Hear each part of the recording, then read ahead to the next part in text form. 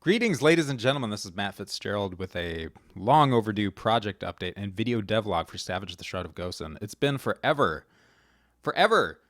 since my last written update outside of, or just update in general outside of the sort of sporadic Twitch development streaming that I do on occasion. And for that, I'm really sorry. Yeah, it's been the past few months. I've just been cranking out content and I've been on a bit of a roll. And for whatever reason, I just haven't wanted to break my stride with that. And I guess a symptom of that is a lack of updates, an unfortunate lack of updates. And for that, I'm sorry. And I'm going to endeavor to try to get an update to you guys at least once a month, if not more, even if it's just to say, hey, look at this new handful of bugs that I've obnoxiously created for myself to fix. And yeah, if that's the extent of some of the future written updates, then so be it. I don't want to keep you guys in the dark, and for that, I'm sorry. But I digress. We're here to see an update on what's been going on with the game. So let's actually get into the screen capture here. And turn that off and start compiling the game. So as I said, the past few months have seen a lot of updates to the game, and I'm quite happy with how it's progressing. And it's starting to feel like the game that I wanted to make in the first place. And there we go. Now we're getting video capture. Turn down my speakers so we don't hear that. And right off the bat here, you're going to see some new tile updates. For those who haven't been tuning into the Twitch streams, this is a new area tile set that's actually going to replace a lot of the older stuff that you've seen in like the alpha builds and stuff. It's really starting to feel like a new game when you compare it to the public alpha builds that I've been putting out. But right away you're going to see a new tile set, new parallax backgrounds for that will replace some of the older like Gosen Highland tile sets and environment assets. New day-night cycle as well. The way the day-night lighting and color shading and blending is rendering is new. So yeah, and I've got these weird sort of Monsters Inc. floating doors here that I'll go over that in a moment. But yeah, new tile sets, new parallax backgrounds and stuff. I've also got a few other fleshed out environments and things that haven't actually been dropped into the game into an actual room yet. But we've got some swamp stuff, some really cool swamp stuff that I'm really happy with the way that's turning out. There's the new combat role as well, or dodge role, if you will. A new archer enemy as well, but I'm getting ahead of myself. What else? With the new tile sets, let's take a look inside the door here. Oops. And there's a bug right off the bat. Let's go back in there. So if I take damage in the middle of a door transition, then he winds up being invisible. So in here, this is kind of an extreme example of some of the interior lighting. This is going to be what you might find in a really deep, dark, scary, ooky spooky sort of dungeon. But this is some of the new interior tile sets as well for villages and towns and things. This is the wood interior for like wood huts and wood buildings and things made with logs and crap like that. And you're gonna see as well some of the new props in here. We've got barrels and sacks and things, and this is done up to be like a blacksmith shop as well. And here we have the new forge as well. So the forge system is in there, not 100% working just yet, but it's in there. You can access the forge menu, and yeah, as I said, some of the lighting stuff in here is kind of on an extreme example of what you're gonna see. This is not an ideal lighting setup for like a shop or a tavern or something like that. But let's go back outside here. Let's check out this little room here. And here's one of the new weapons. As far as weapons go, there are over 60 weapons in the game at present. at the time of this recording.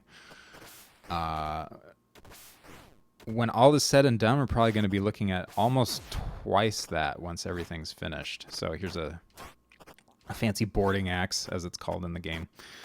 Again, an extreme example with some of the lighting. You'll notice, too, if you're new to some of this stuff, the dynamic blood that I've added as well. And persistent bodies as well. New death animations for a lot of the enemies. A lot of the enemies have been redesigned from the ground up as well. Let's go out here and take a look at some of them. See if we can get some unique spawns. Here's a new enemy as well, a skirmisher with a spear. Oops, rolled right into him. That wasn't very fancy of me. But enemies now... oh! This is going to be challenging trying to talk my way through this stuff. Explaining some of this stuff to you guys and doing a halfway decent job at actually playing the game. But enemies are now procedurally generated as well. There's a base type, and as you can see, a lot of his junk just flew off of him, like his helmet. His helmet was randomly generated as well from a variety of different helmet types and stuff, and whether or not it has horns and things like that. Enemies now will spawn with different weapons, which will give them maybe a damage boost. And here you see the new decapitation. That's a bug too, the moving platform pushing the body down further into the ground. That's a bug. But yeah, enemies will spawn with different hair now. You can see that guy has a sort of a body modification, a horn drilled into his forehead, which some of the more fanatic Argeshi bad guys are a bit on the fanatic side. And we'll do certain things like that to bring them closer to their horned serpent god that some of them worship. But yeah, they have a much more robust AI now as well. In addition to spawning with different weapons and stuff, you see that guy spawns with a helmet. All of these will sort of affect their behavior in combat. And also their stats and things. So if he has a helmet, he might have higher defense or more of a resistance to knockback and things like that. So yeah, it makes things a lot more interesting. And you can see they're doing quite a few different attacks and things. Some of them can charge. Oop, that was an interesting little. See him jittering around there. So yeah, enemies are now in addition to having brand new enemies in there.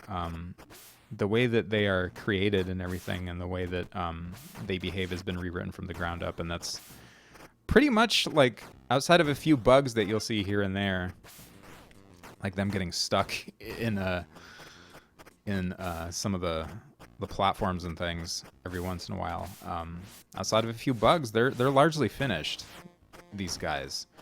So yeah, the baddie system has become quite exciting. And here we have an archer.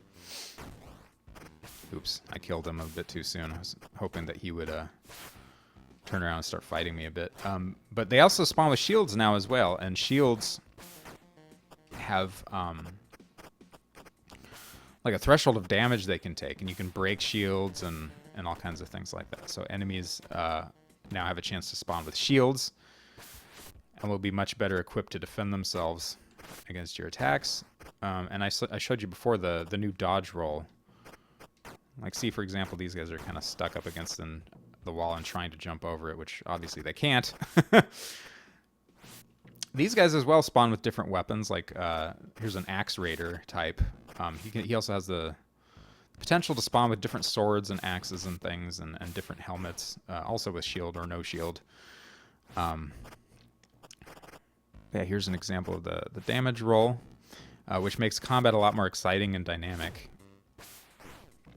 And this isn't in the game just yet, but like, for example, if an enemy spawns with a spike on their head, that gives you an option to sort of get around them without being able to sort of like stun stomp them like this. If they have a spike on their helmet or on their head, unless you have learned a specific ability from like one of the weapons through mastering a weapon or armor or whatever, you won't know how to, or you won't have the ability to stun them like so without knowing that ability, if they have a spike on their head or something like that.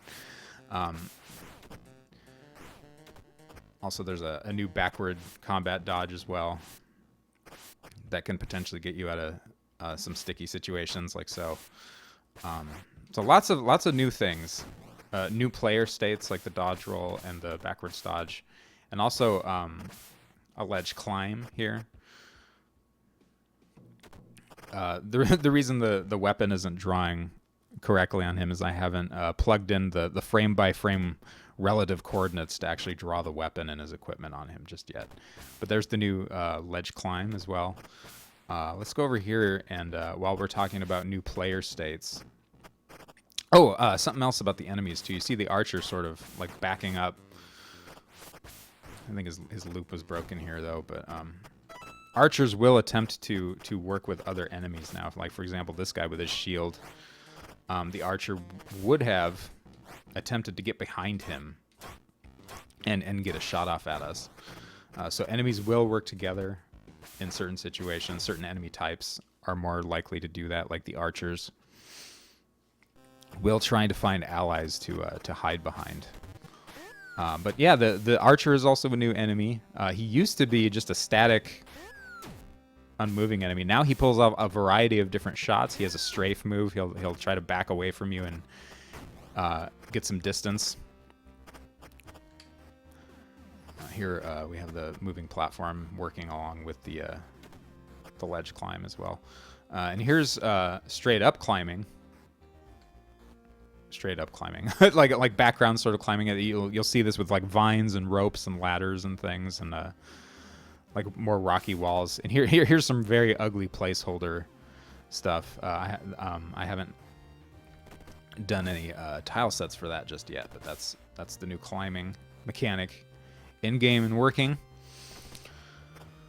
So that's that. What else? What else do we have here that's new? Talked about adding the new weapons. There's the new interiors as well that I showed you a little bit of.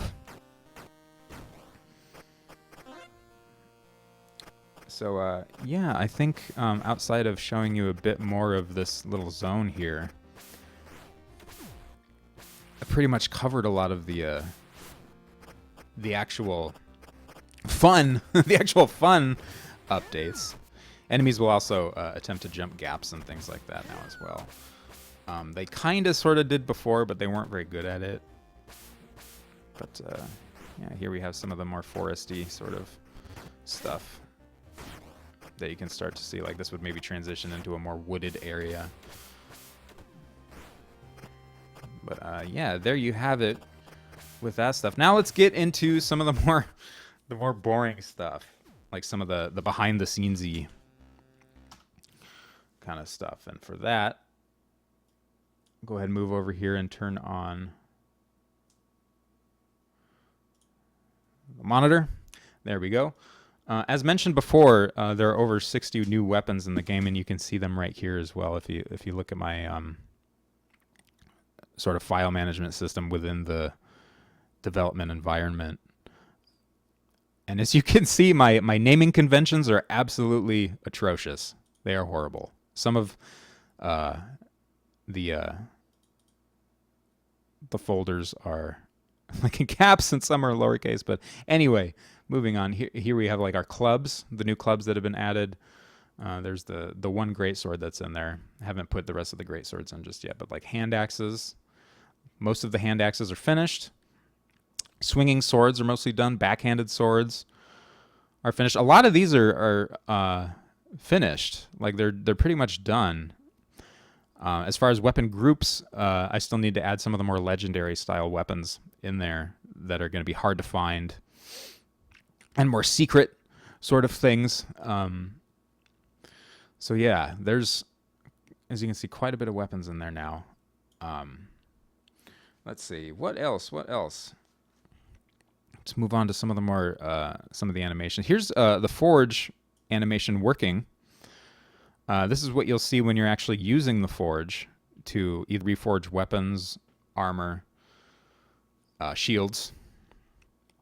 And here's Kel actually using the forge with the with one of the basic armor overlays as well. As far as armor, the assets for probably about 6 pieces of armor, as opposed to the 2 that are currently in the public alpha, are pretty much done. They're basically variations on some of the armor setups that you already see in the game. But yeah, there's 6 more. I don't know how many exactly are going to be in the final game, but you're going to see a variety of like leather types and iron types like this one, and some of the more fancy ones with like the skulls with the spikes and things like that. So that's him using the anvil. And yeah, so you can see the forge kind of comes to life when you use it, which I'm actually pretty pleased with the animation set there. No, don't need to save. No saving. And this guy is one of the new NPCs that I've been working on. Oops, I actually turned off the preview there. He's a named character who's going to be in the game, who's going to play a somewhat significant part in the story. So let's look at one of the other things that I've been sinking my time into here, and that's NPCs. So I've got a whole handful of new NPCs in here that I want to show you guys. So like I said, this is kind of some of the more on the more boring side of some of the junk that I've been working on. So it's not in game just yet, but let's see. Let's open up a batch of them. The little boy's not done. Mercenary woman, mercenary guy, merchant female, merchant male, old man, old mercenary. There's all kinds of people in the game now, or that are going to be dropped into the game. Got a village rogue.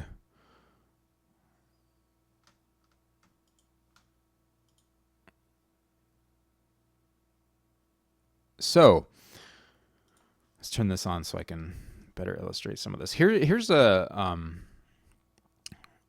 one of the villagers kind of going about their different states. Villagers have a degree of persistence to them, and as you can see here, there's she's just kind of standing, and then her walk cycle. She might wind up in the tavern and like hang out and like get a drink. And her reacting to a combat situation. So like a fight breaks out in a bar or something. Like if you run into an enemy, you know, the NPCs will act accordingly. They won't necessarily get involved in the fight, but they will react to it, and that I think that gives a little bit more of a like a lived-in feel. Injects a little bit of life into sort of a village setting. But as I mentioned before, villagers will have a degree of persistence. Like at different times of the day, you might find, like for example, this is more of a rogue character. You might find him outside at night, and maybe during the day he might not be around. For example, let's look at one of the ones with an actual like job to perform. Here's an old woman working on her potions, so she'll be a vendor. It's an old pot-bellied drunkard. A lot of them are going to wind up in the tavern. Some of these that are actually completed. An old man there. Here's a merchant. So, for example, like you might find him during the day at his shop, and then at night he'll go to a predefined residence. He'll wander over to his coordinates for his house or something. So there's a degree of persistence with the villagers that is turning out to be pretty. Here's a female variant on the merchant, turning out to be kind of neat. And there's a sort of a mercenary woman smoking a pipe, so you might find her in the tavern or in the blacksmith shop during the day or something like that. And there's a woodcutter. Let's turn on the stump so you can see what's going on with him a little bit better. So yeah, there's a whole variety of people that I've created over the past. Oh, and she's a bit on the naked side. I haven't clothed her yet. Yeah, there's a sort of a swarthy looking warrior guy with a pipe So all kinds of new stuff have been added over the past few months into the game, and it's starting to really feel and look uh, like the thing that I've wanted to create from the start. So let's see. I think that's about it. We've gone over the forge, the new forge, and the NPCs, and some of the new lighting, new interiors, new tile sets, new weapons, crap load of new weapons in the game. A few new shields as well. Some new armor that hasn't been put in the game yet. New enemies, enemy AI. Randomly generating enemies as well. So yeah, that's kind of what I've been working on, you guys. So let's talk about what the future plans for the game are. Still, I need to work on the bosses. Bosses still need to go in there. And hand in hand with the new randomly generating enemies, I need to add some more unique champion characters.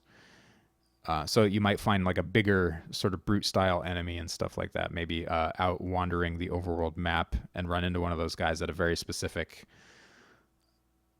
seasonal time or something like that. More so probably with monsters. Monsters and creatures are going to have like seasonal spawning and stuff like that. So that's going to be exciting. The undead characters need to be, or the undead enemies, I should say, need to be revamped to fall in line with the new enemy systems and stuff.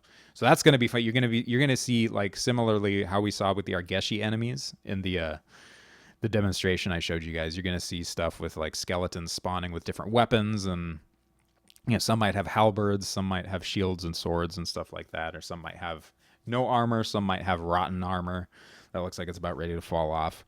So that still needs to be done. A handful of sets of environment assets still need to be done for things like some of the more icy climates in the game, like the snowy areas and the more northeastern sections of lore. So yeah, there's still a lot to do, and we're in October right now. So I want to keep you guys in the loop with the development, and it's looking like, I mean, it sucks to say this, but it's looking like to get everything done, it's probably going to go into early next year. I was trying to shoot for the end of this year, but I'm not sure if I'm going to hit it yet or not. So it's kind of up in the air, and that's kind of I apologize for the kind of nebulous sort of answer for that, but that's kind of the reality of the situation, But I'm happy with what I've got so far, and it's the game is continuing to improve and evolve as well. And I'm just about at the point where I'm going to put a cap on the feature set and be like, no more new features. Just build the game now. So we're almost to that point where, or I should say, I'm almost to that point where I can safely say the game isn't going to have any more features. Now is the time to just pump out the assets and put it in the game. So we're close. So anyway, thank you guys again. Thank you so much for all of the support.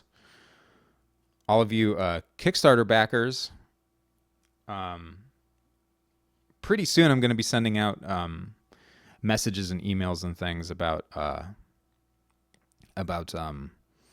the reward tiers and stuff, like, the in-game stuff, like for people who backed at the level where you can get a tombstone or a champion character, named after a name that you pick or whatever. So stuff like that. In the coming next couple months, you're going to hear from me about stuff like that. So anyway, again, thank you guys so much for making it this far into the video. Thanks for all the continued support, and I will make sure that I get you guys an update at least once a month from now on. So yeah, again, thank you guys so much. Take care.